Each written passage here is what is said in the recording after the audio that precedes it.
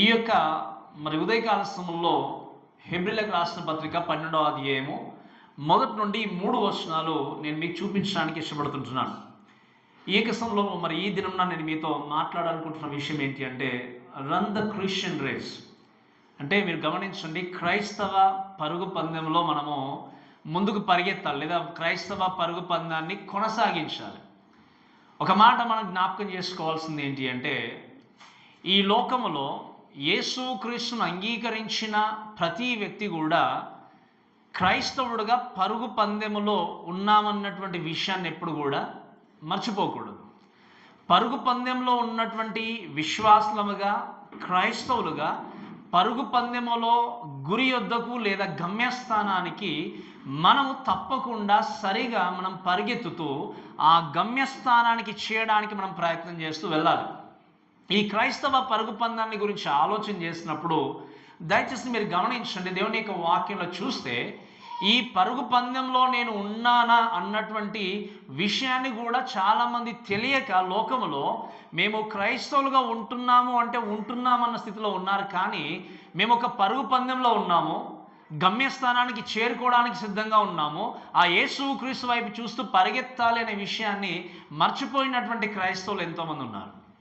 కాబట్టి ఈ యొక్క సమయంలో దయచేసి మీరు చూడండి, మనం 12వ అధ్యాయంలో చూస్తే మొదటి వచనము, ఇంత గొప్ప సాక్షి సమూహము మేఘము వలె మనలో ఆవరించి ఉన్నందున మనము కూడా ప్రతి భారమును సులువుగా చిక్కులబెట్టు పాపమును విడిచిపెట్టి విశ్వాసమునకు కర్తయు దాన్ని కొనసాగించువాడనైన యేసు వైపు ఏం చేయాలి చెప్పండి, చూచుకుంటూ పరిగెత్తాలని చూస్తుంటున్నాం. మీరు చూడండి, ఇక్కడ ఈ పరుగు పందెంలో ఉన్నాము కనుక ఆ వాక్యంలో చూసే మాట ఏంటి అంటే, ఇంత గొప్ప సాక్షి సమూహము మేఘము వలె మనల్ని ఆవరించి ఉన్నందున చూస్తున్నాం.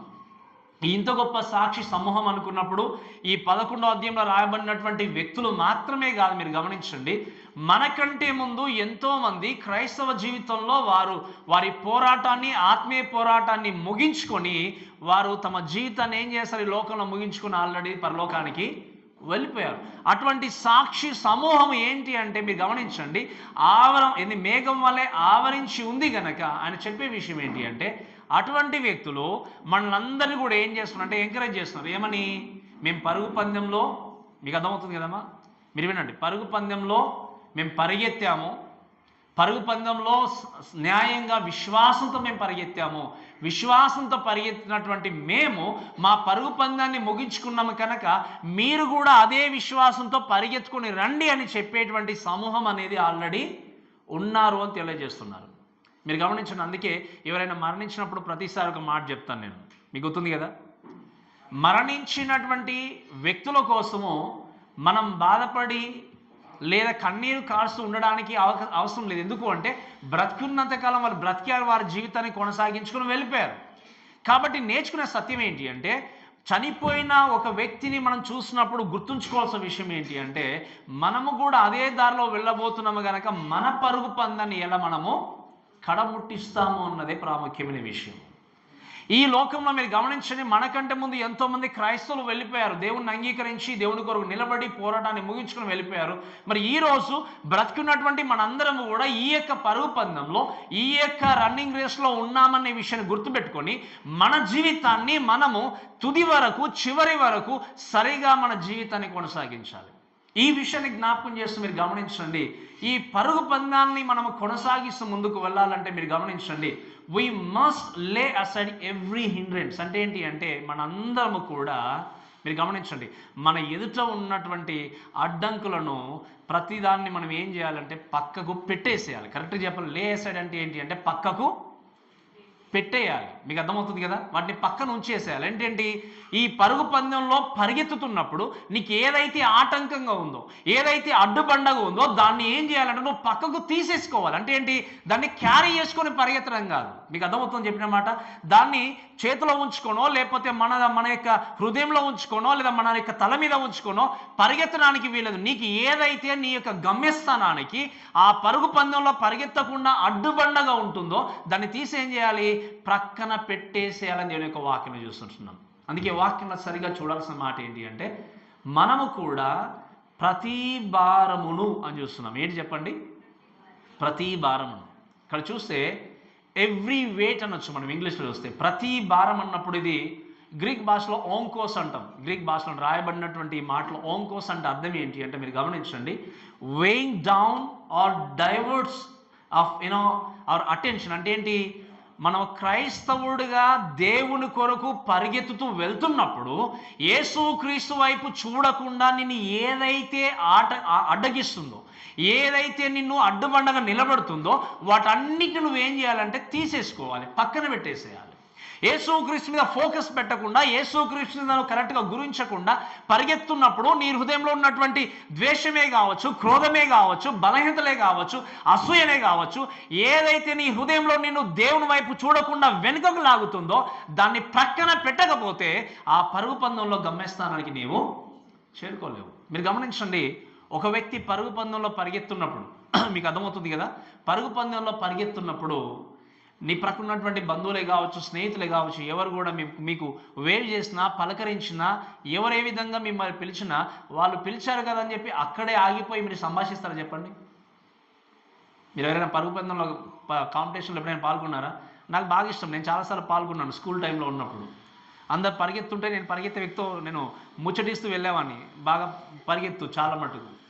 అంటే ఏంటి, పరుగు పందెంలో పరిగెత్తేటువంటి వ్యక్తి మనము ఎదుటి వ్యక్తి మీద ప్రక్కన కాన్సన్ట్రేషన్ చేస్తే ఏమవుతుందంటే మీరు గమనించండి, మనం ఖచ్చితంగా గమ్యస్థానం మీద మన గురి ఉండదు కనుక అక్కడ ఆగిపోవాల్సింది. అందుకే మేము కాలేజీలో ఉన్నప్పుడు కూడా 400 మీటర్స్ రన్నింగ్లో ఉన్నప్పుడు అప్పుడు ఆ విధంగా కూడా నేను చాలాసార్లు పరిగెత్తేవాడిని. మీరు గమనించండి, మన కాన్సన్ట్రేషన్ ఏంటి అంటే మన ప్రక్కన ఉన్న వ్యక్తి ఒకరు డిస్టర్బ్ చేసినా లేదా ఏదో మాట్లాడడం చూస్తే ఏది చేసినా మన గురి ఎక్కడ ఉండాలి అంటే ఎక్కడ గమ్యస్థానం ఉందో అక్కడ మన గురిని లేపితేనే ఈ పరుగు పందెంలో పరిగెత్తాను.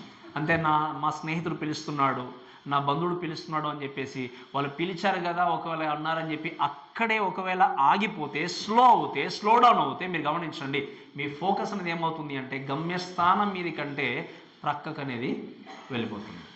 ప్రక్కకు వెళ్ళిపోయినప్పుడు మీరు గమనించండి, ఎప్పుడైతే నీది ప్రక్కకు వెళ్ళిపోతుందో నీ మనసు కానీ నీ ఆలోచనలు కానీ, దాని అర్థం ఏంటి అంటే నీ జీవితంలో నీవు పరుగు పందెంలో పరిగెత్తకుండా ఒక భారాన్ని ఏం చేస్తున్నావు, నీవు మోస్తున్నావు. ఇప్పుడు యేసుక్రీస్తు మనకి ఏర్పాటు చేశాడు ఏమని, నన్ను వెంబడించేవాడు తను తగ్గించుకొని తన సిలువను ఎత్తుకొని ఏం చేయాలి, నన్ను ప్రతిదినం వెంబడించాలి.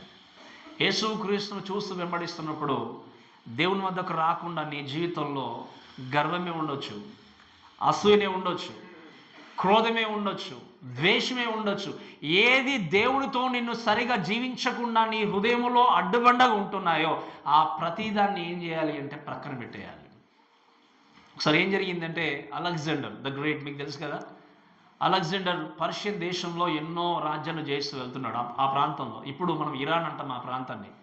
వెళ్తున్నప్పుడు ఒకనొక టైంలో ఒక పర్షియన్ దేశంలో ఒక ప్రాంతానికి వెళ్ళినప్పుడు యుద్ధంలో వాళ్ళు విజయాన్ని పొందుకోలేకపోతున్నారు. దానికి కారణం ఏంటి అని చూసినప్పుడు అప్పుడు ఈ అలెగ్జాండర్ చెప్పారట ఏంటి అంటే, తన సైన్యంతో చెప్పారు, మీరు ఎక్కడెక్కడైతే యుద్ధంలో గెలిచినప్పుడు వీళ్ళు ఏం చేస్తారంటే బంగారంతో పాటు అవసరం లేని అన్ని కూడా వస్తువులు వాళ్ళు గుర్రం మీద వేసుకొని మోస్తూ యుద్ధంలోనికి పాల్పొంగులు పొందారట. అప్పుడు చెప్పాడు, మీరు మీ దగ్గర ఉన్నటువంటి అనవసరమైన ప్రతిదాన్ని తీసివేసి కాల్చివేయండి అని చెప్పాడు.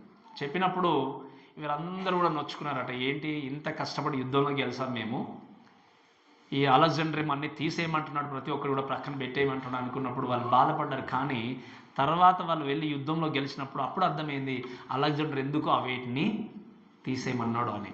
ఈరోజు నిజంగా ప్రభువా నేను పరలోక రాజ్యానికి వెళ్తాను, మిమ్మల్ని చూస్తూ వెంబడిస్తాను అని చెప్పి ఈ లోకంలో ఉన్న చెత్త అంతా కూడా నువ్వు మోస్తూ పరిగెత్తాలంటే నీ వల్ల కాదు.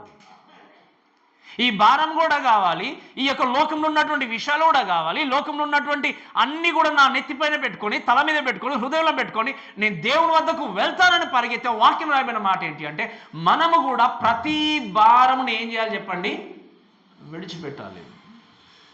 అందుకే ఒకనొక సందర్భంలో ఇద్దరు అధికారులు ఒక 2 ఆఫీసర్స్, ఇద్దరు అధికారులు ఏంటి అంటే మంచులో స్లేడింగ్ అంటే తెలుసు కదా మీకు, మంచులో ప్రయాణం చేసేటువంటి ఒక చిన్న వాహనం లాగా ఉంటుంది స్లైడింగ్ అంటే. దాంట్లో వాళ్ళు ఏం చేశారంటే 100 కిలోమీటర్లు ప్రయాణం చేస్తూ వెళ్ళారట, బాగా గడ్డ కట్టినటువంటి మంచులో.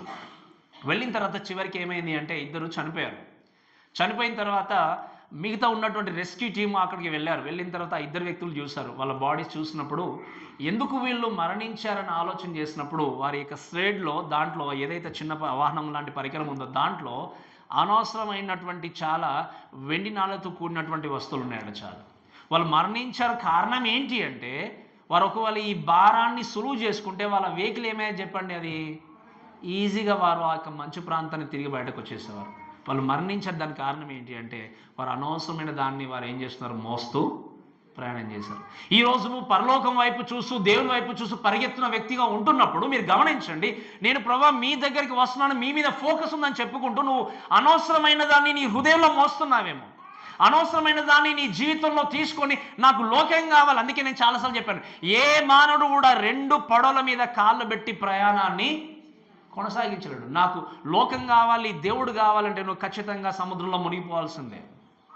అందుకే లోకంలో వాక్యం వింటున్న ప్రేమైన దేవుళ్ళ అనేక సమయంలో నువ్వు దేవునితో పరుగు పందుల్లో వెళ్ళాలి అంటే నిన్ను బాధ పెట్టేవారు ఉంటారు, ద్వేషించేవారు ఉంటారు, వెనుకకు లాగేవారు ఉంటారు. నువ్వు పరుగు పందెంలో దేవునితో ఆత్మీయంగా నీ జీవితాన్ని కట్టుకుంటున్నప్పుడు, నేను లాస్ట్ వీక్ కూడా చెప్పాను, మాకు తెలియని దేవుడా, మాకు తెలియని ప్రార్థన, మాకు తెలియని సంఘాల, మాకు తెలియనటువంటి పాస్టర్స్ అని మీకు అన్ని కూడా నాకు అన్నీ తెలుసు అనుకుంటూ మిమ్మల్ని వెనుకకు లాగేటువంటి వ్యక్తులు ఎంతోమంది ఉంటారు. అందుకే నేను చెప్తాను, మన చూపు, మన ఫోకస్ ఎవరి మీద ఉండాలి చెప్పండి. ఇక్కడికి మీరు వచ్చారు అంటే పాస్టర్ గారి మీద కాదు ఫోకస్ అనేది, ఏ విశ్వాసం మీద కాదు ఫోకస్ అనేది ఎవరి మీద ఉండాలి చెప్పండి, దేవుడి మీద.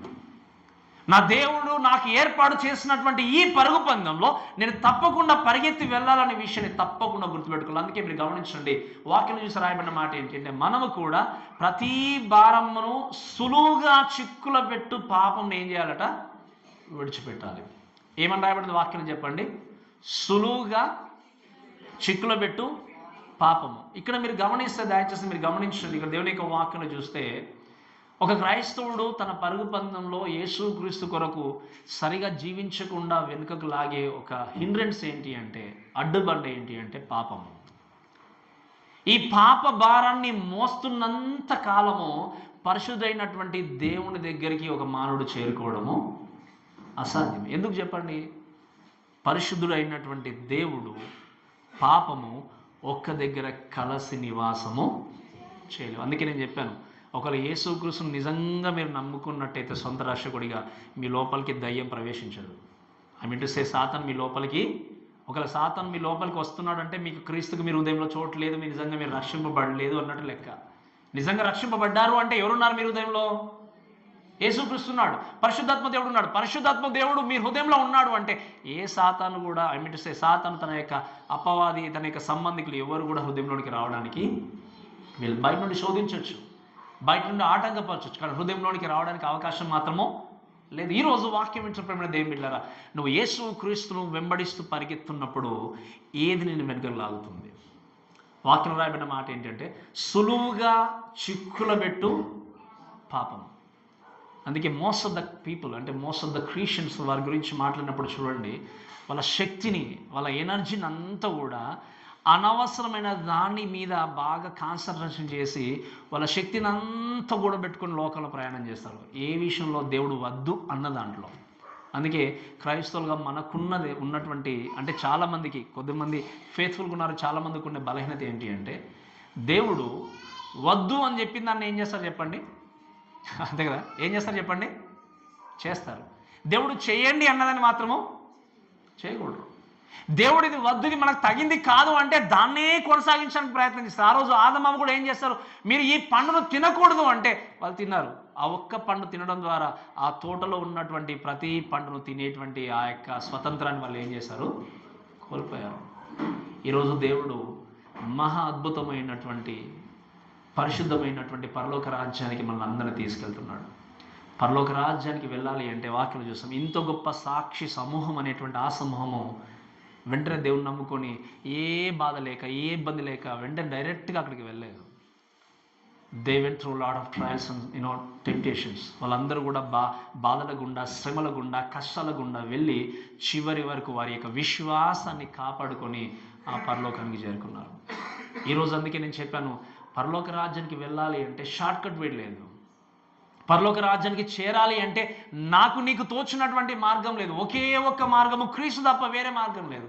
ఈ మార్గంలో, ఈ పరుగు పందెంలో పరిగెత్తున్నటువంటి నీవు దయచేసి మీరు గమనించండి, మన జీవితంలో అనవసరమైన దాన్ని నీవు దేన్నైనా క్యారీ చేస్తున్నావా? అందుకే చెప్పాను, ద్వేషం నువ్వు పెట్టుకుంటే నువ్వు దేవుణ్ణి ఆరాధించలేవు, దేవుణ్ణి స్తుతించలేవు. నీవు ఒకవేళ నిజంగా పాపం అనేటువంటి భారాన్ని మోస్తూ నిజంగా ఈరోజు వచ్చి ప్రభువా పరిశుద్ధుడు అని చెప్పి, నేను చాలాసార్లు చెప్పాను, పరిశుద్ధుడు అని చెప్పి పలికినటువంటి ఈ నోటితో నువ్వు బూతులు మాట్లాడుతున్నావేమో బయటకు వెళ్ళిన తర్వాత జాగ్రత్త. అటువంటి హృదయాన్ని దేవుడు సహించే వ్యక్తి కాదు. ఈరోజు చప్పట్లు కొట్టినటువంటి ఈ చేతులతో బయటకు వెళ్ళి మద్యపానం చేస్తున్నావేమో, సిగరెట్ తాగుతున్నావేమో, వేరే పనులు చేస్తున్నావేమో, జాగ్రత్త. అటువంటి చేతులతో దేవుడు మహిమను ఎప్పుడు కూడా, నువ్వెంత ఇక్కడ క్లాప్స్ కొట్టినా, ఎంత గంభీరంగా పాట పడినా, ఎంత చక్కగా ప్రార్థన చేసినా, నీ దేవుడు ప్రతిదాన్ని గమనించేటువంటి వ్యక్తి. అందుకే నేను చాలాసార్లు చెప్తున్నాను, వినే మాట వినండి. నా జీవితము మీ జీవితం, మనందరి జీవితాలు ఈ పరుగు పందెంలో క్రీస్తును సంతోషపెట్టే క్రైస్తవ జీవితంగా మాత్రమే ఉండాలి. ఎందుకంటే మీరు గమనించండి, మనందరం కూడా మీరు గమనించిన వాక్యం చూస్తే ఆ గొప్ప సాక్షి సమూహంలాగా మనందరం కూడా ఒకరోజు అక్కడికే చేరుకోవాలి. అందుకే నేను ఒక అంకుల్ కలిసాను, ఒక ఆయన్ని, ఒక 1.5 hour మాట్లాడిన ఒక ఆయనతో. ఆయన రోమన్ క్యాథలిక్ అని. చాలాసేపు మాట్లాడారు, చక్కగా మేము దేవుని దగ్గరికి వచ్చాము, కుటుంబాన్ని అంత చేస్తాం, నమ్ముకున్నాం అన్నప్పుడు ఒకటే మాట్లాడాను, ఇప్పుడు ఈ సమయంలో నువ్వు చనిపోతే పరలోకం ఎంత అంకుల్ అంతే. మీకు తెలుసా, ఎప్పుడు అడుగుతుంటాను అనమాట. ఆయన ఆలోచనలు పడ్డాడు. ఎన్నో సంవత్సరాలుగా మేము వెళ్తున్నాం, కానీ మరి ఈ మాట అనుకున్నప్పుడు నేను అన్నాను, మీరు ఏం బాధపడిన అవసరం లేదు, ఇంకా మీకు టైం ఉంది, మీరు వెళ్ళి ప్రార్థన చేసుకోండి, డిసైడ్ చేసుకోండి, థింక్ చేయండి, ఎందుకంటే రేపు మనది కాదు. ఈరోజు నువ్వు దేవుని యొక్క పరుగు పందెం, దేవుడు ఏర్పాటు చేసిన క్రైస్తవ పరుగు పందెంలో పరిగెత్తున్నప్పుడు అనవసరమైన దేన్ని మోస్తున్నావేమో. అయ్యో వీళ్ళు ఏమనుకుంటారో, వాళ్ళు ఏమనుకుంటారో, వీళ్ళు బాధపడతారేమో. మీరు గమనించండి, ఎవరు బాధపడతారో, నువ్వు ఈరోజు నీ జీవితంలో క్రైస్తవ పరుగు పందెంలో నువ్వు ఒకవేళ ఆగిపోతే ఆ వ్యక్తి కాదు నేను పరలోక రాజ్యం తీసుకెళ్ళేది. మీకు అర్థం చెప్పిన మాట. ఈ వ్యక్తి బాధపడతాడేమో అని చెప్పేసి నీ వాక్యం నువ్వు వక్రీకరించి వారిని సాటిస్ఫై చేయడానికి ఇష్టానుసారంగా నువ్వు జీవించినట్టయితే ఆ వ్యక్తి కాదు పరలోకం నేను తీసుకెళ్ళేది. పరలోక రాజ్యానికి చేర్చే దేవుడు ఎవరు అంటే క్రీస్తు మాత్రమే. కాబట్టి మీరు గమనించండి, క్రిస్టియన్స్, అందుకే ఇప్పుడు బిజినెస్ మ్యాన్ ఉన్నారనుకోండి, పెద్ద పెద్ద కార్పొరేట్ సంస్థలు ఉన్నవాళ్ళు ఏ బిజినెస్ని కొనాలి, ఏ బిజినెస్ చేయాలని చక్కగా ఆలోచన చేస్తారా చేయరు చెప్పండి. మరి నీ పరుగు పందెంలో పరిగెత్తున్నప్పుడు మీరు గమనించండి, ఒక క్రైస్తవుడిగా, ఒక విశ్వాసగా నీ జీవితంలో నువ్వు నేర్చుకోవాల్సిన సత్యం ఏంటి అంటే, దేనిపైన సరైనటువంటి కమిట్మెంట్తో నేను పరిగెత్తాలి, ఎక్కడ పరిగెత్తాలి, ఏ విధంగా పరిగెత్తాలి, దేన్ని నేను వదిలేసేయాలనే విషయాన్ని స్పష్టంగా నీకు తెలిసి ఉండాలి. సులువుగా చిక్కులబెట్టు, ఎంత చక్కగా రాశాడు చెప్పండి భక్తులు పరిశుద్ధాత్మ ప్రేరణ ద్వారా. సులువుగా మనల్ని ఏం చేస్తున్నాడు చెప్పండి, పాపము చిక్కులో పెట్టేస్తుంది. అయ్యో ఈ పాపం నాకు అడ్డుబండగా ఉంది కనుక అడ్డుబండను తగిలినప్పుడు అక్కడే ఉండిపోతాను అంటే నువ్వు ముందుకు వెళ్ళావు. నువ్వు చేయాల్సిన విషయం ఏంటి అంటే, వాక్యం రాయబడిన మాట ఏంటి అంటే, ఆ పాపాన్ని నువ్వేం చేయాలి, విడిచిపెట్టాలి. విడిచిపెట్టకుండా, అందుకే చెప్పాను, లోకంతో పాటు నేను దేవుని దగ్గరికి వెళ్తాను, లోకంలో ఉన్నటువంటి విషయాలతో పాటు అంటే నువ్వు ముందుకు సాగలేవు. ఈ లోకము మనది కాదు, మనతో ఏది కూడా రాదు. అటువంటి విషయాన్ని గుర్తుపెట్టుకున్న వ్యక్తులుగా ఈరోజు నీ విశ్వాస జీవితంలో పరిగెత్తున్నప్పుడు మీకు తెలుసు వ్యక్తిగతంగా ఏ పాపం మీ హృదయంలో ఉందో, ఏ యొక్క భారం మీ హృదయంలో ఉందో, దేన్ని అనవసరంగా మోస్తున్నారో, దేన్ని అనవసరంగా క్యారీ చేస్తూ ప్రభువా నేను వస్తున్నానని చెప్పి నువ్వు ముందుకెళ్తున్నావు. ఒక్కసారి ఆలోచన చేయండి. అటువంటి అనవసరమైనటువంటి ఒకవేళ వెయిట్ కానీ పాపం కానీ మీ హృదయంలో ఉన్నట్టయితే మీరు తొలగించుకోకపోతే, మీరు గమనించండి, ఆ ఇద్దరు వ్యక్తులు మంచులో ప్రయాణం చేశారు, కానీ ప్రాణాలు ఎందుకు కోల్పోవాల్సి వచ్చింది చెప్పండి. ఎందుకు కోల్పోయారు అంటే అనవసరమైన దాన్ని వాళ్ళు ఏం చేశారు, క్యారీ చేశారు. ఈరోజు మీరు దేన్ని అనవసరమైన దాన్ని దేన్నైనా క్యారీ చేస్తున్నారేమో, అనవసరమైన దాన్ని మోస్తున్నారేమో. ఆ భారాన్ని ప్రక్కన పెట్టకపోతే నువ్వు దేవుని దగ్గరికి ముందుకు సాగలేవు, చేయలేవు విషయం దయచేసి గుర్తుపెట్టుకోండి. అంతేకాకుండా మీరు చూడండి, ఇక్కడ వాక్యం రాయబడిన మాట ఏంటి అంటే, ప్రతి విధమైనటువంటి భారమును సులువుగా చిక్కులో పెట్టు పాపమును. ఇంకొక మాట ఏంటి చూడండి, అక్కడ we must run with endurance. ఏమని రాయబడి చూడండి, అక్కడ దేవుని యొక్క వాక్యం చూస్తే సులువుగా చిక్కులో పెట్టు పాపమును విడిచిపెట్టి ఏమని రాయబడింది, విశ్వాసంలో కర్తయు దాన్ని కొనసాగించు వాడినైన యేసు వైపు చూచుచూ ఏం చేయాలి, మన ఉంచబడిన పందెములో ఓపికతో పరిగెత్తాలి అని దేవుని యొక్క వాక్యం చూస్తాం. ఏ విధంగా చెప్పండి, ఎలా పరిగెత్తాలి, ఓపికతో దేవునిలో పరిగెత్తాలని దేవుని యొక్క వాక్యం చూస్తాం. అందుకే ఈ యొక్క మాట రాసినప్పుడు, ఈ పరుగు పందెము అనేటువంటి మాట రాసినప్పుడు ఓపికతో పరిగెత్తాలనుకున్నప్పుడు ఇదేంటి అంటే, ఒక పెద్ద రన్నింగ్ కాంపిటీషన్ కంటే మ్యారథాన్తో దేవుడు ఇక్కడ ఉన్నటువంటి భక్తులు పోల్చాడు. అంటే ఏంటి, మన అడుగులు స్లోగా ఒక మ్యారథాన్ రేస్ లాగా ఏంటి అంటే, స్లోగా మన క్రైస్తవ జీవితంలో గమ్యస్థానానికి చేరుకోవాలి. వాక్యం రాబడిన మాట ఏంటి అంటే సహనముతో పరిగెత్తాలి. ఎందుకు సహనం అవసరం చెప్పండి? ఎందుకు సహనం అవసరము? ఎవరికి సహనం అవసరం చెప్పండి? సహనము ఎందుకు కావాలి అంటే మనం అనుకున్న విధంగా మన జీవితంలో పరిస్థితులు లేకపోయినప్పుడు, ఉండకపోయినప్పుడు, లేదా ఒకవేళ నిన్ను ఎవరైనా నిందించినప్పుడు, అవమానానికి గురి చేసినప్పుడు, నీ క్రైస్తవ జీవితంలో నువ్వు ప్రయాణం చేసినప్పుడు ఇది సరైనటువంటి దారి కాదు, వేరే మార్గం ఉందని చెప్పి నువ్వు తప్పుదోవలకు తీసుకెళ్ళినప్పుడు, ఇవన్నీ విషయంలో అన్నీ కూడా నువ్వు సహించు చేయాల్సిన విషయం ఏంటి అంటే సహనముతో నీ పరుగు పందెంలో నువ్వు పరిగెత్తాలి.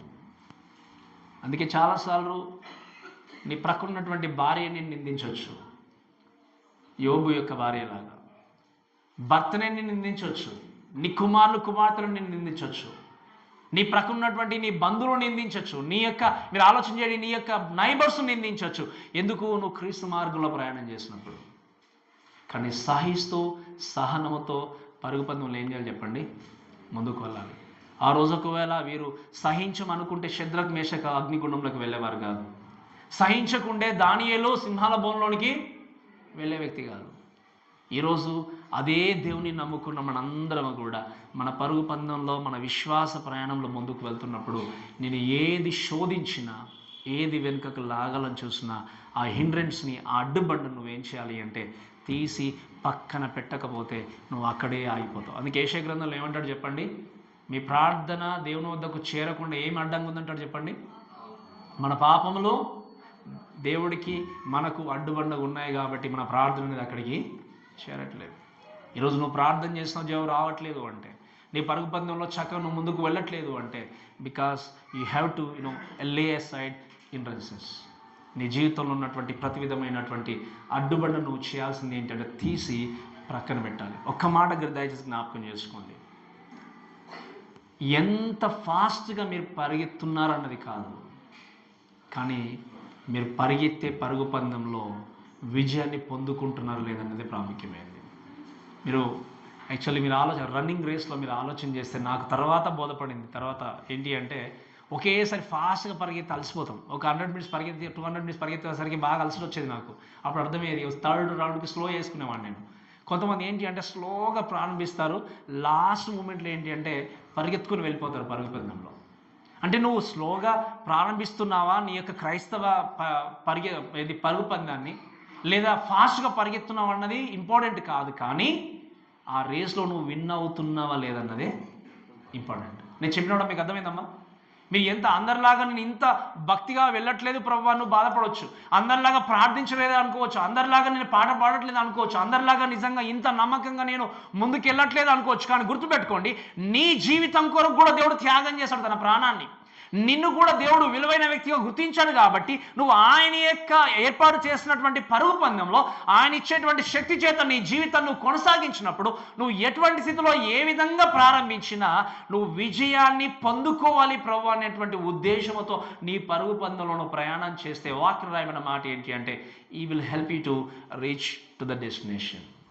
ఆయన ఏర్పాటు చేసినటువంటి గమ్యస్థానానికి ఆయన క్షేమంగా మిమ్మల్ని ఏం చేయగలరు చెప్పండి?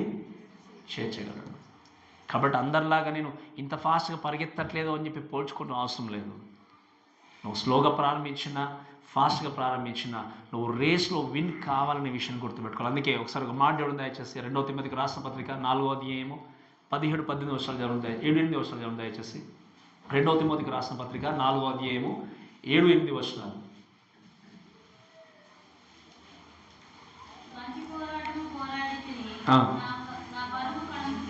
వినండి ఏమన్నాడు అపోస్తలుడైన పౌలు? ఏమన్నాడు? మంచి పోరాటమును పోరాడితే నా పరుగు. ఎంత గొప్ప మాట ఆలోచన చేయండి. అసలు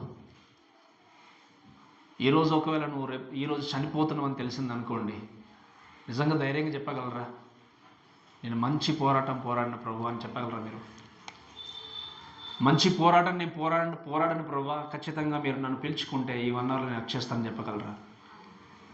ఈ మాట మనం ఎప్పుడు చెప్పగలము అంటే నీ దేవుని నువ్వు సంతోషపెట్టినప్పుడు, నీ దేవునికి మహిమ కొరకు నువ్వు జీవించినప్పుడు. మనం మరణించిన తర్వాత, అందుకే చాలాసార్లు చెప్తాను, మరణించిన తర్వాత మెమొరీ సర్వీస్లో జ్ఞాపకార్థ గుడికలో అందరూ వచ్చి ఆ వ్యక్తి ఎటువంటి వ్యక్తి అయినా అందరూ మంచి మాటలు మాట్లాడతారు. మీరు చూస్తారు కదా, ఆ వ్యక్తి బ్రతికున్నప్పుడు ఎంతో ఈ వ్యక్తి చెడ్డవాడు చెడ్డవాడు చెడ్డవాడు అని తిట్టిన తర్వాత చనిపోయిన తర్వాత ఈ వ్యక్తి చాలా మంచివాడు అండి, అసలు ఎంత మిస్ అయిపోతున్నాం అంటారు. అది ఇక్కడ వచ్చే మాటలు అవి, ఇక్కడ రావు. అందరి గురించి అని నేను చెప్పట్లే. ఎంతో ఒక్క వ్యక్తి వచ్చి కూడా ఈయన సరిగా లేడు అని నేను చెప్తారు ఎవరైనా రోజు? బ్రతుకున్నప్పుడేమో ఆయన చెడ్డవాడు, ఈ వ్యక్తి అనేటువంటి వ్యక్తులు ఆ విషయం విన్నప్పుడు ఆయన బాధపడతాడు. ఇప్పుడు మీరు మంచివారన్నా చెడ్డవారన్నా ఆయన అక్కడ చూడడానికి ఆయన లేడు, అక్కడ వెళ్ళిపోయాడు ఆయన ఈరోజు. బట్ మీకు తెలుసు, ఒక వ్యక్తి మరణించినప్పుడు ఆయన జ్ఞాపకార్థ కూడికి వెళ్ళిన తర్వాత మీరు ఒకవేళ మాట్లాడడానికి మీరు అవకాశం మీకు ఇచ్చారనుకోండి, మీరు మంచివారని చెప్తున్నప్పుడు ఆ వ్యక్తి చెడ్డవాడని తెలిసినా కూడా మంచివారుగా మాట్లాడుతున్నారంటే అర్థం ఏంటి? మీరు గమనించిన అర్థం ఏంటి? మీరు మనస్ఫూర్తిగా ఆ మాటలు చెప్పట్లేదని. ఒకవేళ రేపు మీరు మరణించిన తర్వాత కూడా అలా మనస్ఫూర్తిగా మీ గురించి తనను మాట్లాడుకోకూడదంటే, ఒకసారి ఆలోచన చేయండి. మాట్లాడుకోకూడదంటే మంచి పోరాటాన్ని పోరాడాలి. ఈరోజు మీరు బాధపడతారేమో అని చెప్పేసి మంచిగా నవ్వచ్చు, పలకరించవచ్చు, లేదా మీకు బాధ కలగకుండా మిమ్మల్ని నొప్పించకుండా మీ దగ్గర నటించవచ్చు. కానీ ఆ వ్యక్తి హృదయంలో తెలుసు, ఈ వ్యక్తి నటించే వ్యక్తి మాత్రమే అని. కేవలం సంఘంలో మాత్రమే ఆత్మీయం కనబడే వ్యక్తి అని, సంఘంలో మాత్రమే వందనాలు భంగంకి దండాలు పెట్టే వ్యక్తి అని తెలుసు. బయటకు వెళ్తే మాత్రము దూషణ, బయటకు వెళ్తే మాత్రము అసూయ, బయటకు వెళ్తే మాత్రము మోసము, బయటకు వెళ్తే మాత్రము బూతులు, ఇవన్నీ సంఘంలో వ్యక్తి తెలియదే చెప్పండి. మనం అనుకున్న చాలాసార్లు ఏంటి అంటే, నేను నీవు అందరం అనుకోవచ్చు ఇక్కడ ఉన్నప్పుడు మాత్రం నటిస్తే, బయట ఇలా ప్రవర్తిస్తారు ఒక్కరికి కూడా ఇన్ఫర్మేషన్ లేదంటారా? అందరికి తెలుసు. అందుకే మరణించిన తర్వాత మనస్ఫూర్తిగా మీ గురించి ఉన్నట్టుగా మాట్లాడాలి అంటే మీ పోరాటం ఎలా ఉండాలి చెప్పండి?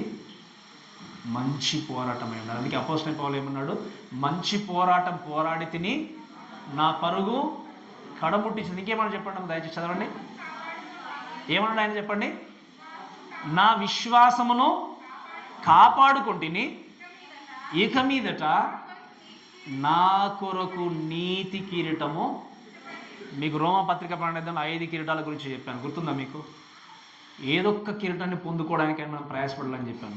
అన్నీ ఎలాగో మనకు రావు, ఎంత ప్రయాసపడుతున్నా మనం లోకల్. ఒకవేళ ఒకవేళ నాకంటే ఎక్కువ మీ అందరికంటే 4-5 వచ్చాయంటే ఐఎమ్ వెరీ హ్యాపీ. కానీ అట్లీస్ట్ ఒక్క కిరీటం కోసమైనా మనం ఏం చేయాలి చెప్పండి? ప్రాకులాడాలి. అందుకే ఈరోజు వాక్యం ఇచ్చిన మన అందరూ కూడా దయచేసి వినండి. ఏ విధంగా నువ్వు పరిగెత్తను, ఎంత స్లోగా పరిగెత్తను అన్నది ప్రాముఖ్యత కాదు, కానీ నువ్వు విన్ కావడానికి పరిగెత్తాలి. ఇంకొక మాట చెప్తాను వినండి. ఈ ఎండ్యూరెన్స్ అంటే సహనము అంటే మీరు గమనించండి, డిటర్మినేషన్ టు కీప్ గోయింగ్ అంటే ఏంటి? Never give up. నువ్వు పరుగు పందెంలో దేవుని కొరకు పరిగెత్తున్నప్పుడు నువ్వు అనుకున్నది నెరవేర్చబడినా నెరవేర్చబడకపోయినా, అనుకున్నది జరిగినా జరగకపోయినా, మీరు వినండి, ఇంతకాలం ప్రభు ప్రార్థన చేస్తున్నాను, నా జీవితంలో ఆశీర్వాదం లేదు, ఇంతకాలం మీ కొరకు జీవిస్తున్నా, అయినా నేను అనుకున్నది జరగట్లేదు, నా పని జరగట్లేదు, నాకు ఉద్యోగం రావట్లేదు, నా యొక్క పిల్లల జీవితంలో నిజంగా ఆరోగ్యం లేదు, నాకు ఏది కూడా నాకు అనుకూలంగా జరగట్లేదని నువ్వు బాధపడినా, మీరు గుర్తుపెట్టుకోండి, జాగ్రత్త వినండి, నువ్వు ప్రయాణిస్తున్నటువంటి ప్రయాణము, పరిగెత్తున్నటువంటి ఆ పరుగు పందెం అనేది నిన్ను గమ్యస్థానానికి చేర్చే క్రీస్తు నీతోనే ఉన్నాడు. Should not give up. ఎప్పుడు కూడా మనం దాన్ని విడిచిపెట్టడానికి వీల్లేదు. మనకంటే అందుకే చూసాం, అబ్రహాము, ఇస్సాకు, యాకోబు వీళ్ళందరూ కూడా ఏం చేశారు చెప్పండి? వాళ్ళు ప్రామిస్ చేసిన, వాగ్దానం చేసిన దాన్ని వాళ్ళు పొందుకోలేదు. ఆయన కూడా ఏం చేశారు? వాళ్ళు పరలోక రాజ్యాన్ని దృష్టిలో ఉంచుకొని వారి పరుగు పందాన్ని వారు కడముట్టించారు. అందుకే ఒక మాట చెప్తుంటాను ఎప్పుడు కూడా, నీ జీవితంలో ఆశీర్వాదం ఉన్నా ఆశీర్వాదం లేకపోయినా, స్వస్థత జరిగినా స్వస్థత జరగకపోయినా, నీ జీవితంలో రోగము రాకముందు క్రీస్తే నీ దేవుడు, రోగం వచ్చిన తర్వాత కూడా క్రీస్తే నీ దేవుడు. నిన్ను పుట్టించింది క్రీస్తే, నువ్వు మరణించిన తర్వాత పరలోకం తీసుకెళ్ళేది కూడా క్రీస్తే. కాబట్టి ఈ మధ్యలో వచ్చేటువంటివన్నీ కూడా మనల్ని ఒకవేళ బాధించవచ్చు, ఒకవేళ మన జీవితాన్ని కృంగజేయచ్చు. కానీ మర్చిపోకూడని విషయం ఏంటి అంటే, నా జీవితంలో నా పక్షం నిలబడి ప్రతినిత్యం కూడా నాకు నా వెన్నంటే ఉండి నడిపించేటువంటి దేవుడు ఉన్నాడనే విషయం ఎప్పుడు కూడా మర్చిపోకూడదు. అందుకే మీరు దయచేసి గమనించండి, ఒకవేళ ఇవన్నీ నాకు వద్దు ప్రభువా, ఏదో నామకార్థంగా నమ్ముకున్నాను అన్నట్టు ఉండి నువ్వు క్రిస్టియన్ రేస్లో లేకపోతే, ఈ యొక్క క్రైస్తవ ఈ పరుగు పందెంలో పరిగెత్తకపోతే, లేదా ఒకవేళ ప్రవేశించకపోతే అసలు బహుమానం ఎలా పొందుకుంటాను చెప్పండి? పరుగు పందెంలో పరిగెత్తకుండా నాకు బహుమానం కావాలంటే ఎలా ఉంటుంది? మీకు అర్థం చెప్పిన మాట. పరుగు పందెంలో పరిగెత్తకుండా బహుమానం కావాలంటే పొందుకోలేము. అందుకే పరలోక రాజ్యం ఒకవేళ మీరు గమనించండి, దేవుడు పిలుచుకున్నప్పుడు, దేవుని యొక్క సింహాసనం దగ్గర నిలబడ్డప్పుడు నీకు ఏ గిఫ్ట్ రాలని అన్నప్పుడు, ప్రభా నాకు ఎందుకు ఇవ్వలేదంటే దేవుడు అంటే విషయం ఏంటి అంటే, అసలు నువ్వు రేస్లో పాల్పంలో పొందావని అడిగాడు అనుకున్నప్పుడు ఎలా ఉంటుంది మన యొక్క సిచ్యువేషను? ఈరోజు నేను అడుగుతున్నాను, నిజంగా మీ క్రైస్తవ జీవితంలో ఈ పరుగు పందెంలో మీరు పరిగెత్తున్నారా? లేదా ఎవరైనా మిమ్మల్ని ఆపేస్తున్నారా? అందుకే చెప్పిన, వ్యక్తిగతంగా మీ పాపమే ఆపేయచ్చు, లేదా కొన్ని అడ్డుబండ్లు ఉండొచ్చు, లేదా కొంతమంది మిమ్మల్ని అక్కడే ఆగిపోయి నిజంగా ఈ దేవుడి దగ్గరికి వెళ్ళకూడదని చెప్పొచ్చు. ఎన్ని జీవితాన్ని శోధించినా గుర్తుపెట్టుకోవాల్సిన విషయం ఏంటి అంటే, ఆ బహుమానం పొందాలి అంటే ఈ పరుగు పందెంలో ఏం చేయాలి? మనం తప్పకుండా పరిగెత్తాలి. ఇంకొక మాట చూస్తాం మనం ముందుకెళ్దాం, చూడ దయచేసి. ఈ యొక్క పాపను విడిచిపెట్టి విశ్వాసమునకు కర్తయు దాన్ని కొనసాగించేవాడినైనా క్రీస్తు వైపు చూస్తూ మనం ఏం చేయాలి? పరిగెత్తాలి. అందుకే దయచేసి చూడండి, ఇక్కడ we must shift వాక్యం చూస్తే ఏంటి అంటే, we should always have a focus on Jesus. అంటే ఏంటి? మనం పరుగు పందెంలో పరిగెత్తున్నప్పుడు ఎక్కడ ఉండాలి? మన యొక్క చూపు, మన ఫోకస్ అంతా కూడా ఎక్కడ ఉండాలి చెప్పండి? క్రీస్తు మీద. అందుకే నేను మీకు చెప్పాను ప్రారంభంలోనే, పరుగు పందెంలో పరిగెత్తేటువంటి వ్యక్తి యొక్క ఫోకస్ ఎక్కడ ఉండాలి చెప్పండి? గురి ఎక్కడ ఉండాలి? ఎక్కడ ఉండాలి చెప్పండి? గమ్యస్థానం పైన. అది ఎంత దూరం ఉంది, ఎక్కడ ఉంది అని అంచనా వేసుకొని ఏం చేస్తాము? ఏ విధంగా పరిగెత్తాలని డిసైడ్ అయిపోయి అక్కడ చూస్తూ మాత్రమే పరిగెత్తాం. పరిగెత్తని ఏం చేస్తాడు చెప్పండి? ఆ వ్యక్తి విన్ అవుతాడు. ఈరోజు నీవు నేను కూడా యేసుక్రీస్తును అంగీకరించినటువంటి వ్యక్తిగా మన పరుగు పందెంలో పరిగెత్తినంత కాలము మన ఫోకస్ దేవుని మీద ఉన్నప్పుడు, నీ ప్రక్కన జరిగేటువంటి ఎన్ని విషయాలు నీ జీవితాన్ని ఆటంకపరచాలని చూసినా నువ్వు ఎప్పుడు కూడా భయపడకుండా వెళ్ళగలవు. ఎందుకు అంటే, వాక్యం రాయబడిన మాట ఏంటి అంటే, విశ్వాసానికి కర్త. ఎవరు చెప్పండి? ఎవరు చెప్పండి? ఆయన. నీకు విశ్వాసం ఎలా వచ్చింది? వాక్యం వినడం ద్వారా. నువ్వు విశ్వాసాన్ని కలిగి ఉన్నావు అంటే, విశ్వాసానికి కర్త అంటే ఎవరు చెప్పండి? యేసుక్రీస్తు తాను కర్తగా ఉండి విశ్వాసంలో నిన్ను ముందుకు నడిపించే వ్యక్తిగా ఉండి, ఆయన వాక్యం రాయబడిన మాట ఏంటి అంటే, విశ్వాసానికి కర్తగా ఉండడం మాత్రమే కాదు, దాన్ని కొనసాగించేటువంటి దేవుడు కూడా నీతో ఉన్నాడు. అందుకే నా జీవితంలో ఎన్ని శోధనలు వచ్చినా, ఎన్ని కష్టాలు వచ్చినా, ఒకవేళ వాక్యం విన్న తర్వాత రెండవసారి నన్ను వాక్యం చెప్పడానికి పిలవకపోయినా, ఒకవేళ కఠినంగా ఉందని నన్ను అనుకున్నా కూడా, వాళ్ళు బాధపడినా కూడా, ఒకవేళ నన్ను నిజంగా తిట్టుకున్నా కూడా, నేను భయపడకుండా ఎందుకు ముందుకు సాగలుగుతాను అంటే దానికి కారణం ఏంటి అంటే, నన్ను పిలిచినటువంటి దేవుడు నమ్మదైన వాడు. Will lead me till my last breath. కష్టంగా దేవుడు ఏం చేయగలరు చెప్పండి? నన్ను నడిపించగలడు. ఈరోజు అయ్యో వీళ్ళు ఏమనుకుంటున్నారని చెప్పేసి నేను ఒకవేళ పక్కకి వెళ్ళిపోయి అందరిని సాటిస్ఫై చేయాలని చెప్పి నేను నిజంగా ఒకవేళ కృంగిపోయి వాళ్ళకు బెండ్ అయిపోయి ఒకవేళ వాక్యం చెప్తే, మిమ్మల్ని పరలోక రాజ్యానికి సరిగా నేను నడిపించలేను, పరలోక రాజ్యానికి సరిగా చేర్చలేను. అందుకే కోర్సు గురించి మాట్లాడినప్పుడు, పరుగు పందెంలో పరిగెత్తున్నప్పుడు కోచ్ చెప్తాడు ఒక మాట, వీళ్ళకి ఏంటి? పరుగు పందెంలో పరిగెత్తే వారికి మీ ఫోకస్ ఎక్కడ ఉండాలి చెప్పండి? ఒకసారి గన్ సౌండ్ పేలింది అంటే, ఆ బుల్లెట్ సౌండ్ వినబడింది అంటే, ఆ విన్న వెంటనే మీరు ఎంత వీలైతే అంత త్వరగా ఏం చేయండి? మీ పరుగు పందాన్ని ప్రారంభించండి. అంటే ఏంటి? అందరు సైలెంట్గా ఉన్నప్పుడు మీ కాన్సన్ట్రేషన్ అంతా ఎక్కడ ఉండదు? ఎవరు చూస్తున్నారా, ఎవరు వింటున్నారా, ఎవరు చూడడానికి వచ్చారా అని ఈ కాన్సన్ట్రేషన్ చూడకుండా, అటు ఇటు ఎటువైపు చూడకుండా ఎక్కడ ఉండాలి మీ ఆలోచన? ఆ యొక్క గన్ శబ్దం పైన. ఎందుకు? ఒక్కసారి గన్ పేల్చబడింది అంటే, ఆ సౌండ్ వచ్చింది అంటే మీ పరుగు పందాన్ని ఏం చేయాలి? ప్రారంభించాలి. ఈరోజు వాక్యం వింటే ప్రేమ ఏం బిడ్డారా, ఈ వాక్యం ఎత్తబడుతుంది. నీ ఆలోచన క్రమము, నీ యొక్క పద్ధతి అంతా కూడా లోకంలో ఉన్నటువంటి ఇటు అటు అన్ని వైపులో చూస్తూ నీ జీవితాన్ని ఒకవేళ నువ్వు అక్కడే స్టాప్ చేసుకుంటే పరలోకానికి నువ్వు రీచ్ కాదు. అందుకే ఒక మాట, చక్కటి మాట ఉంది చూడండి దయచేసి. సామెతల గ్రంథము 5వ అధ్యాయము 25వ వచనం నుండి చదవడం దయచేసి. 24 నుండి చివరి వరకు. సామెతల గ్రంథము 5వ అధ్యాయం 24 నుండి చివరి వరకు. 4వ అధ్యాయం. మూర్ఖపు మాటలు నీ నోటికి రానియకము, పెదవుల నుండి కుటిలమైన మాటలు రానియకము.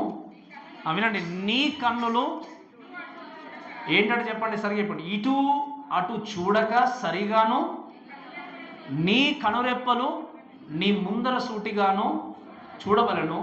నీవు నడుచు మార్గమును సరళం చేయము, అప్పుడు నీ మార్గములన్నీ స్థిరములగును. నీవు కుడి తట్టుకైన ఎడమ తట్టుకైన తిరగకము, నీ పాదమును కీడునకు దూరముగా తొలగించుకోము.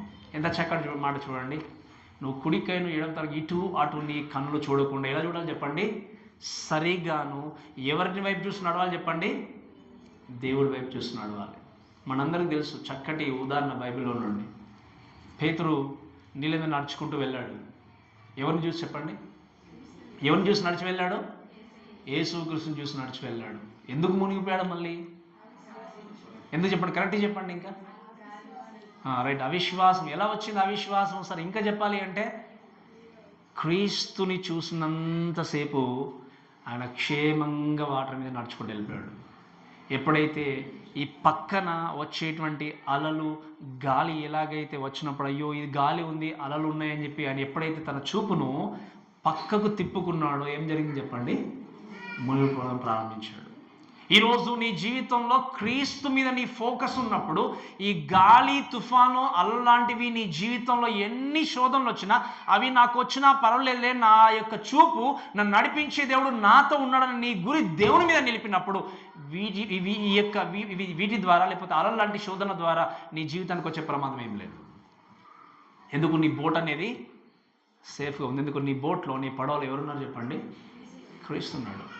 ఒకవేళ క్రీస్తుకు చోటు లేకపోతే నీ గురి దేవుని మీద నిలపకపోతే ఈ అలాంటి శోధనల చేత ఈ గాలి చేత నువ్వేం చేయాలి? కొట్టుకొని వెళ్ళి నువ్వు లోకంలో మునిగిపోవాల్సిందే. ఈరోజు వాక్యం వింటున్న దేవునిలారా నీ చూపు, నీ ఫోకస్, నీ కాన్సన్ట్రేషన్ ఎవరి మీద ఉంది? ఒక క్రైస్తవుడిగా మన ఫోకస్, మన కాన్సన్ట్రేషన్, మన గురి అంతా కూడా ఎక్కడ ఉండాలి అంటే దేవుడి మీద మాత్రమే ఉండాలి. నువ్వు దేవుడి మీద నిలిపినప్పుడు నిన్ను అసహించుకున్న వారు ఎక్కువే, నిన్ను ద్వేషించే వారు ఎక్కువే, నిన్ను నమ్మకంగా దగ్గరికి తీసుకొని వారు ఎక్కువే. ఎందుకంటే నేను చెప్పాను చాలాసార్లు, ఈ కాలంలో ఒక ప్రీచర్ మాట్లాడుతున్నాడు, సత్యాన్ని సత్యంగా మాట్లాడితే అబద్ధికులట. ఒక ప్రీచర్ అన్నాడు మాట్లాడుతూ, అలా మారిపోయింది లోకం అన్నాడు. సత్యాన్ని సత్యంగా మాట్లాడితే అబద్ధికుడిగా చిత్రీకరించే వ్యక్తులు ఉన్నారు. అబద్ధాన్ని వినండి, అబద్ధాన్ని అబద్ధంగా మాట్లాడేది సత్యవంతులు అని చెప్పి ముద్ర వేసేవారు ఉన్నారు. అటువంటి లోకంలో బ్రతుకున్న మనము ఈ సత్యమైన వాక్యం కొరకు తప్పకుండా ఏం చేయాలి? జీవించాలి. అందుకే నేను ఎప్పుడు ఒక మాట చెప్తాను, గుర్తుందా మీకు? యేసుక్రీస్తు లోకం నుండి వెళ్ళిపోయేటప్పుడు తన శిష్యుల కోసం ప్రార్థించినటువంటి ప్రార్థనలో ఆయన స్పష్టంగా మెన్షన్ చేసిన మాట ఏంటి అంటే సత్యం నందు వీరిని ప్రతిష్ఠించుమన్నాడు. దేంట్లో చెప్పండి? సత్యం అంటే ఏంటి చెప్పండి? వాక్యం. నేను చాలాసార్లు చెప్పాను, వారికి ప్రభువా బలాన్ని ఇవ్వండి, శక్తిని ఇవ్వండి, లేకపోతే ధనం ఇవ్వండి, వారు లోకంలో వెళ్ళాలి, జ్ఞానాన్ని బాగా దయచేయండి, అందరికీ సువార్త చెప్పే విధంగా చాలా గొప్ప కైండ్ ఆఫ్ అన్నీ కూడా ఇవ్వండి ప్రభువుని ప్రార్థించలేదు. కానీ చేసిన ప్రార్థన ఏంటంటే దాంట్లో మీరు వినండి, వారికి భద్రత అనుగ్రహించే దేవుడు మీరు అని చెప్తూ ఒక మాట అన్నాడు, ఏంటి అంటే సత్యం నందు వారిని ప్రతిష్ఠించు, ఎందుకంటే నీ వాక్యమే సత్యం. ఈ సత్యము మన దగ్గర ఉన్నంత కాలము మన జీవితాన్ని దేవుడు ఖచ్చితంగా క్షేమంగా నడిపించాలి. అందుకే ఇంకో వాక్యం చూస్తాం, సత్యాన్ని కొని ఉంచుకోవాలట. మనం ఏం చెప్పండి? కొని ఉంచుకోవాలి.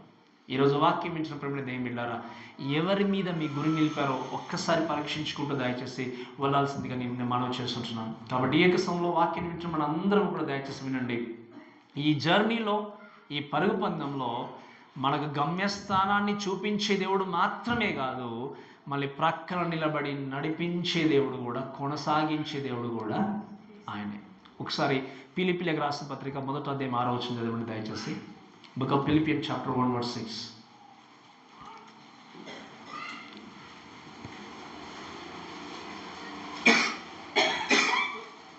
చదవండి దయచేసి.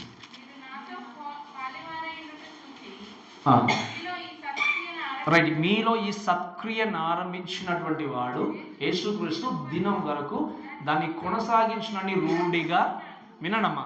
మీ లోపల ఈ సత్క్రియ అంటే మంచి క్రియ ఆరంభించినటువంటి వ్యక్తి ఏం చేస్తున్నాడు? దాన్ని కొనసాగించునని రూఢిగా నమ్మొచ్చుంటే అర్థం ఏంటి? నీ లోపల రక్షణ అనేటువంటి ఆ యొక్క ప్రణాళికను ప్రారంభించినటువంటి క్రీస్తు నువ్వు మరణించేంత వరకు కూడా నిన్ను ఏం చేయగలడు చెప్పండి? క్షేమంగా నీ జీవితాన్ని కొనసాగించగలడు. కాబట్టి ఈరోజు వాక్యం వింటున్న మనందరము కూడా నీ ఫోకస్ ఒకవేళ క్రీస్తు మీద లేకపోతే, ఈ యొక్క గురి కనుక నువ్వు క్రీస్తు మీద లేకపోతే, మీరు వినండి, నీ జీవితంలో నువ్వు ఖచ్చితంగా దేవుడికి దూరం అవుతావు. నీ ఫోకస్, అందుకే వినండి, నీ గురి అనేది దేవుని మీద లేదు అంటే ఆటోమేటిక్గా ఇంకొక దాని మీద ఉన్నట్టు లేక, అంతేనే కదా. ఇప్పుడు ఒక దాని మీద మనం కాన్సన్ట్రేషన్ చేయట్లేదు అంటే ఒక వస్తువు మీదనే చేయొచ్చు, ఒక వ్యక్తి మీదనే చేయొచ్చు. కానీ మీరు వినండి, మీ ఫోకస్ దేవుని మీద లేకుండా వేరే వ్యక్తి మీద మీరు నిలిపారు అంటే మీ జీవితంలో ఆత్మీయంగా తప్పకుండా మీరు దిగజారిపోయే స్థితిలో ఉంటారు. మీరు వినండి, ఒక మాట చెప్తాను, మీరు దేని మీద ఫోకస్ లోకంలో పెట్టినా, ఒకవేళ అన్యుల్లాగా ఒకవేళ ఏ విగ్రహాల మీద కానీ దేని మీద కానీ మీ ఫోకస్ పెట్టినా అవన్నీ కూడా వినండి జాగ్రత్తగా, అవన్నీ కూడా ఒకరోజు మిమ్మల్ని నిరుత్సాహపరుస్తాయి. నేను చెప్పినప్పుడు మీకు అర్థమైందా? అవన్నీ కూడా మిమ్మల్ని ఏం చేస్తాయి చెప్పండి? నిరుత్సాహపరుస్తాయి. కానీ దేవుని మీద నువ్వు ఫోకస్ పెట్టినప్పుడు ఆయన ఎప్పుడు మిమ్మల్ని నిరుత్సాహపరిచే దేవుడు కాదు. నిరాశ నిస్పృహలకు చోటు లేకుండా మిమ్మల్ని నడిపించే దేవుడు ఉంటున్నాడు. అందుకే చివరికి ఈ మాట చెప్పిన ముగిసాను చూడండి. అందుకే వాక్యం రాయబడిన మాట ఏంటి అంటే, ఆ కొనసాగించేటువంటి యేసు వైపు చూస్తూ మన ఎదుట ఉంచబడిన పందెములో ఓపికతో పరిగెత్తుము, ఆయన తన ఎదుట ఉంచబడిన ఆనందము కొరకై. మా చక్కటి మాట చూడండి అక్కడ, యేసుక్రీస్తు తన కొరకు ఉంచబడిన ఆనందము కొరకై అవమానమును నిర్లక్ష్య పెట్టి ఏం చేశాడు చెప్పండి? సిలువను సహించి దేవుని సింహాసనం యొక్క కుడి పార్శ్వమున ఆసీనుడై ఉన్నాడు. ఒకరోజు ఖచ్చితంగా తన ప్రియ పిల్లలతో చక్కగా పరలోక రాజ్యంలో స్తుతి పొందగలుగుతాడనే విషయాన్ని గుర్తిరిగినటువంటి క్రీస్తు తన అవమానాన్ని ఏం చేశాడు చెప్పండి? నిర్లక్ష్య పెట్టాడు. ఈరోజు అన్నిలాగా మనం ఒక మాట విన్నప్పుడు, మళ్ళీ తిట్టినప్పుడు, హింసించినప్పుడు మనం కూడా బిహేవ్ చేయడానికి చాలా ముందుకెళ్ళొచ్చు. కానీ ఒక క్రైస్తవుడిగా మనం చేయాల్సింది ఏంటి అంటే, కీడుకు ప్రతి కీడు చేయకూడదు. ఒక వ్యక్తి ఒక బూతు మాట మాట్లాడాలంటే నేను 2 మాట్లాడతాను, నేనేం తక్కువ తిన్నానులే అనుకోవడానికి వీళ్ళు. ఎందుకంటే నువ్వు వాళ్ళు అనుకుంటున్నావు అంటే నువ్వు క్రైస్తవుడివి కానీ లేక. ఎప్పుడు నీ జీవితంలో దేవుడికి చోటు ఉండదో నీ జీవితంలో సాతాను నీ జీవితాన్ని కంట్రోల్ చేస్తాడు. అప్పుడు ఏమవుతుందో చెప్పండి? సాతానికి ఇష్టమైనటువంటి మాటలే బయటకు వస్తాయి, సాతానికి ఇష్టమైనటువంటి ఆలోచనలే బయటకు వస్తాయి, సాతానికి ఇష్టపూర్వకమైనటువంటి మోసయుక్తమైనటువంటి పనులే బయటకు వస్తాయి. ఎప్పుడు? ఇవన్నీ కూడా దేవుని మీద ఫోకస్ అనేది ఉంచినప్పుడు. అందుకే వాక్యంలో స్పష్టంగా ఈ మాటలు తెలియజేస్తే ఇంకా 3వ వచనంలో చూడండి, మీరు అలసట పడకు, మీ ప్రాణులు విసుకై ఉన్నట్లు పాపాత్ములు తనకు వ్యతిరేకంగా చేసిన తిరస్కారం అంతే ఓర్చుకున్న ఆయనను తలంచాడు. So we should consider the saviour. Last thing ఏం చేయండి. అందుకే నేను చాలా సందర్భాల్లో మీరు వినండి, ఎన్నో సందర్భంలో మాట జ్ఞాపకం వస్తుంది. ఈ లోకానికి యేసుక్రీస్తు వచ్చినప్పుడు ఆయన పాన్పులో పడుకోబెట్టి చక్కగా దేవుణ్ణి ఆ రోజు గాడిద మీద తీసుకెళ్ళి ఊరేగించినట్టుగా ప్రతిరోజు ఆయన తీసుకెళ్ళి ఊరేగించలేదు. ఎవరి కోసమైతే లోకానికి వచ్చాడో వారే ఆయన్ని హింసించారు, ఉమ్మివేశారు, కొట్టారు. చివరికి తీసుకెళ్ళి ఏం చేశారు చెప్పండి? కలవరిసులో తన ప్రాణాన్ని పోయే విధంగా హింసించారు. క్రీస్తుని హింసించినటువంటి వ్యక్తులు ఉన్నటువంటి ఈ ప్రపంచంలో నేను ఎంత చెప్పండి? ఆయన హింసించి చంపేసినటువంటి ఈ లోకము ఆయన వెంబడిస్తున్నటువంటి మన జీవితాన్ని హింసించాలన్నటువంటి గ్యారంటీ ఏముంది చెప్పండి? ఆయనకి జరిగిన అవమానాన్ని తలుచుకుంటే మన జరిగినటువంటి అవమానాలు చాలా చిన్నవి, మనం ఎదుర్కొంటున్నటువంటి శోధనలు చాలా చిన్నవి, మనం వెళ్తున్నటువంటి కష్టాలు నష్టాలు చాలా చిన్నవి. ఇవన్నీ కూడా మనం సహిస్తూ ముందుకు వెళ్ళాలి. ఎందుకు అంటే మనం వెంబడిస్తూ నడుస్తున్నది ఎవరిని చూసి చెప్పండి? క్రీస్తుని చూసి. ఆ క్రీస్తునే హింసించినప్పుడు, ఆయన చూసి నడుస్తున్నప్పుడు మనం కూడా తప్పకుండా శోధనలు ఎదుర్కోవాలి. కాబట్టి ఎప్పుడు కూడా ఏ క్రైస్తవుడు కూడా కంఫర్ట్ జోన్ కోరుకోవడానికి వీల్లేదు, కంఫర్ట్ జోన్ కోరుకోవడానికి వీల్లేదు. కాబట్టి ఈ మాటను దయచేసి మీరు జ్ఞాపకం చేసుకుంటూ దేవస్థానంలో మనందరం కూడా యేసు క్రీస్తు వైపు మనం చూస్తూ మన విశ్వాస పరుగు పందెంలో మన పరుగు పందెం ఏం చేయాలి? ఇక్కడ ముట్టించాలి. క్రీస్తు మీద మీ గురి నిలబడినంత కాలము మీ శోధనలు బహుభయంకరంగా కనిపిస్తాయి, మీ కష్టాలు బహుభయంకరంగా కనిపిస్తాయి, మీ అవమానాలు చాలా భయంకరంగా కనిపిస్తాయి. కానీ నువ్వు క్రీస్తు ప్రేమని కలిగినప్పుడు, ఆ క్రీస్తు వైపు నీ జీవితాన్ని నువ్వు నిలిపినప్పుడు ఈ పరుగు పందెంలో ప్రభా నేను బహుమాన్ని పొందుకోవాలి, ఖచ్చితంగా నేను విన్ కావాలి, ఖచ్చితంగా ఈ పరుగు పందెంలో విజయాన్ని పొందుకోవాలని చివరి వరకు మనం ముందుకు సాగాలి. అటువంటి విశ్వాసంతో మీరు పరిగెత్తండి. మీ విశ్వాస జీవితంలో పరుగు పందెంలో పరిగెత్తున్నప్పుడు మిమ్మల్ని ఎవ్వరు ఆపాలని చూసినా మీరు ఆగిపోయారంటే ఎవరికి ప్రమాదం చెప్పండి? ఆగిపోయిన వ్యక్తిగా, ఆపిన వ్యక్తిగా? గట్టిగా చెప్పాలి నాకు. మీరు పరుగు పందెంలో పరిగెత్తున్నప్పుడు మిమ్మల్ని ఏదో నేను చెప్పాను మంచిగానే, నాకు తెలియనటువంటి దేవుడా, నాకు తెలియనటువంటి క్రీస్తా, నాకు తెలియనటువంటి సంఘం అని చెప్పి ఎన్నోసార్లు మిమ్మల్ని ఆపారనుకోండి, ఆపిన వ్యక్తికి బహు ప్రమాదమా, ఆగిపోయిన వ్యక్తిగా? ఇద్దరికి ప్రమాదమే. కానీ నువ్వు ఏం చేస్తున్నావు? కొని తెచ్చుకుంటున్నావు ప్రమాదం. ఎందుకు ఆ ప్రమాదాన్ని కొని తెచ్చుకుంటున్నావు? ఎందుకు అంటే నువ్వు దేవుని మీద ఫోకస్ కంటే ఎవరి మాటల మీద ఫోకస్ చేసావు? మనుషుల మాటల మీద. అందుకే నేను చెప్పాను, నేను కాదు మిమ్మల్ని పరలోకం తీసుకెళ్ళేది, ఇక్కడ ఉన్న ఏ విశ్వాసి కాదు మిమ్మల్ని పరలోకం తీసుకెళ్ళేది, మనం హృదయపూర్వకంగా అంగీకరించినటువంటి క్రీస్తు మనల్ని ఏం చేస్తున్నాడు? ఆ పరలోకం తీసుకెళ్తున్నాడు. కాబట్టి మన పరుగు పందెంలో క్రీస్తు మీద మన ఫోకస్ నిలిపి గురి ఉంచి నమ్మకంగా ఆయన దగ్గరికి మనం పరిగెద్దాము. ఎన్ని శోధనలు వచ్చినా, ఎన్ని కష్టాలు వచ్చినా ఈ లోకంలో ఉన్న దేన్ని వైపు చూడకుండా ప్రతి విధమైనటువంటి పాపాన్ని అడ్డుబడిన తొలగించుకొని క్రీస్తు కొరకు మన సాక్షిగా జీవిద్దాం. కాబట్టి ఈ మాటల్లో మనల్ని దేవుడు దీవించి ఆశీర్వదించును గాక. ఆమేన్.